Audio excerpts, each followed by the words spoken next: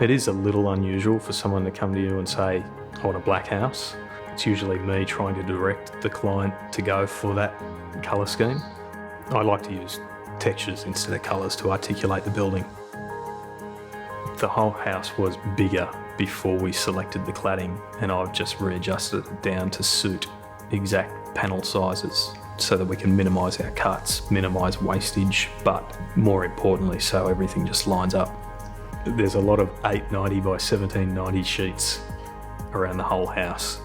I just like getting carried away doing those sorts of things.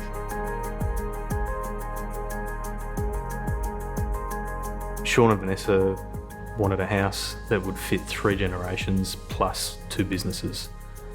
So the house had been divided into 3 private sections, but the heart of the building is this living space where everyone comes together.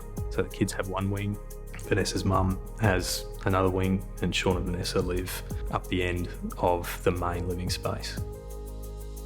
The site is really exposed to the west, which is part of the reason that the planning ended up being courtyard shaped. The west wing provides all the protection from low angle afternoon sun, and the east and west wing both help to filter breezes straight through the middle of the building. The big doors are a really important feature of the design and really critical on a beautiful day like today to be able to just throw them open and have this indoor-outdoor room. The views are really important. A lot of them are inward focused, but there are gardens around the perimeter of the house as well, and wherever possible there's glazing connecting the north and the south facades that opens up to control the breezes as well. We've got massive glass sliding doors, we've got double height, floor to ceiling, wall to wall glass units, we've got delicate louver suites, and the whole system just goes together effortlessly. At first glance, you wouldn't think that there's any environmental considerations in the design of the home, but it's actually quite considered. The house sits on a polished concrete slab, which is used as a heat sink to keep the temperature throughout the year constant and comfortable.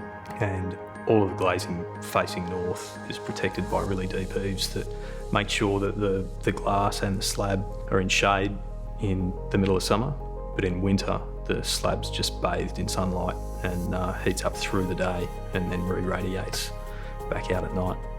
When a client tells you that they've turned their air conditioner on twice in the last 2 years, that's pretty good feedback. Vanessa still has the original scale model sitting in the studio. I think it gets shown off a little bit. It needs a bit of repair work, and even when the finished product is here, it's still great to be able to go back and look at where we came from and where we got to.